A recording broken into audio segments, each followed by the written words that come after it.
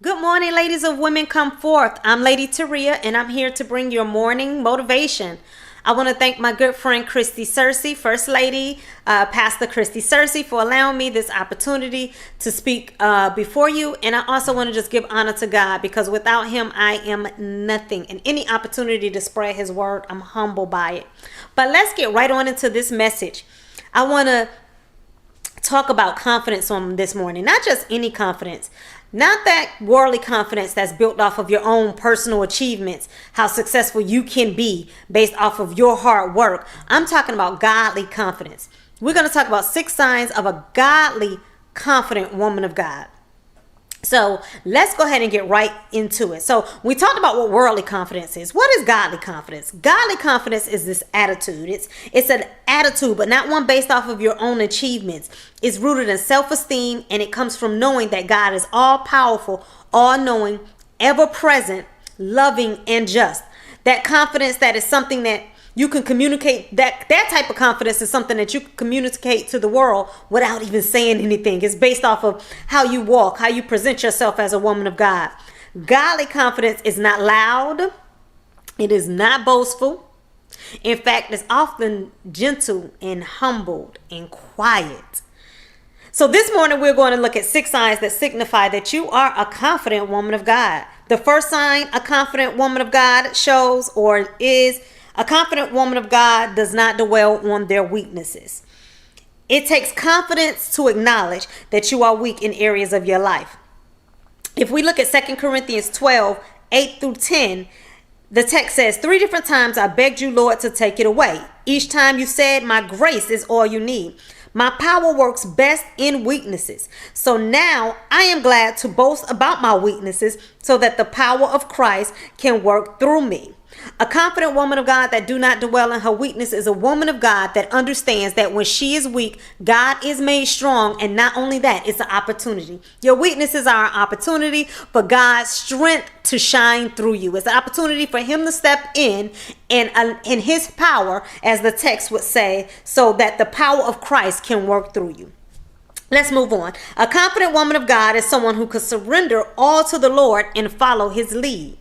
The key word in that text is surrender. To surrender means I give up or I cease to resist. Lord, I'm not going to fight you on this. I hear your voice, and it's time for me to come forth. It's time for me to come a little further and hear what you have to say.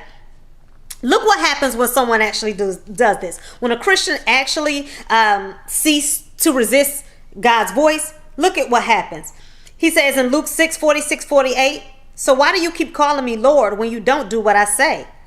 I will show you what it's like when someone comes to me, listens to my teaching, and then follow it. You come to me, you listen, and you follow what I say. It's a person building a house who digs deep and lays the foundation on solid rock. When the flood waters rise and break against the house, it stands firm because it is well built.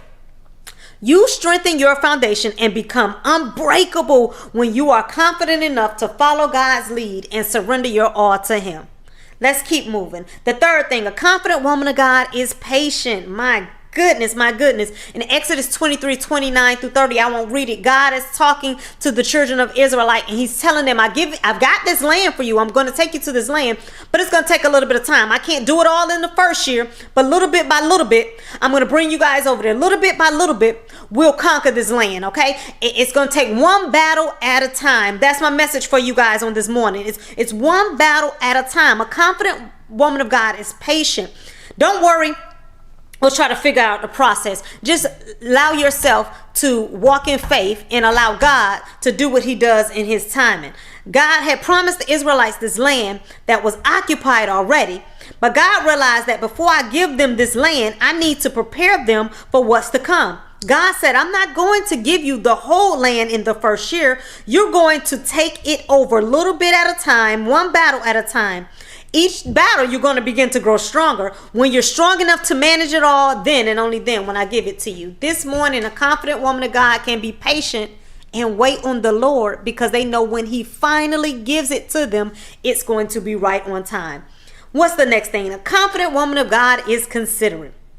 A confident woman of God can lift others up and their needs above her own and not feel cheated. She is able to be attentive to others' needs and still remain humble at the same time. A confident woman thinks mindful about others around her. Even when they are going through, they are thinking about the well-being of others. That takes a confident woman of God, ladies.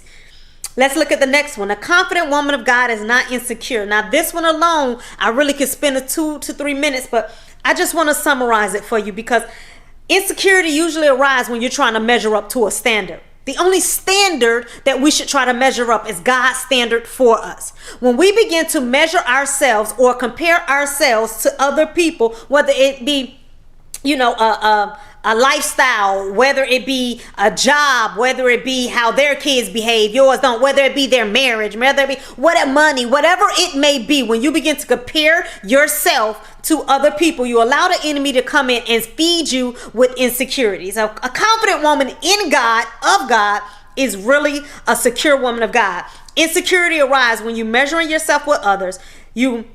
I encourage you to reject the desire to compare yourself to others. When we compare ourselves to others, we always contrast the worst part in us to the best part in them. We don't even take in consideration the journey that they may have to go through in order to get the way they are. A confident woman of God is secure. And lastly, a confident woman of God is a prayer warrior. You notice I didn't say she prays. I said she is a prayer warrior. What is the difference? A prayer warrior recognizes a battle and instantly take it to God, not to her friends, not to Facebook, not to those people who really secretly despise her or who pretending to be down with her when they're really not. No, a prayer warrior, a confident woman of God that prays is a prayer warrior, and she knows exactly where to take her battles to. Not only that, a confident woman of God, a prayer warrior, they don't just pray for themselves, they pray for others, and they have this yearning inside of their heart to want to pray on the behalf of other people. They're confident enough that they realize that I know I'm confident enough that my God is going to take care of my needs. I'm going to intercede on behalf of others, especially those that I don't see that their walk is mirroring Jesus Christ. I want to pray for their salvation. And I'm closing. True confidence is to trust and rely on and in God. A confident praying woman has the power to pray, change the atmosphere, and move mountains. Women of God, women come forth. You are confident women of God, and your prayers can change the state that this country is going in. It can change the direction of your home and your family. It can uplift and encourage those people around you, and it can change the marriages. It can change everything, because your prayers can move mountains. This morning, I want to encourage you and motivate you to keep pressing on. And every day we may not feel confident, but take the time to look in the mirror and begin to coach yourself and talk to yourself. Put your shoulders up, lean back, smile at yourself. Whatever you feel good. If you got to put your waist trainer on, put your waist trainer on. But I want you to look at yourself and understand that you are fearfully and wonderfully made. And I encourage you to walk as a confident woman of God.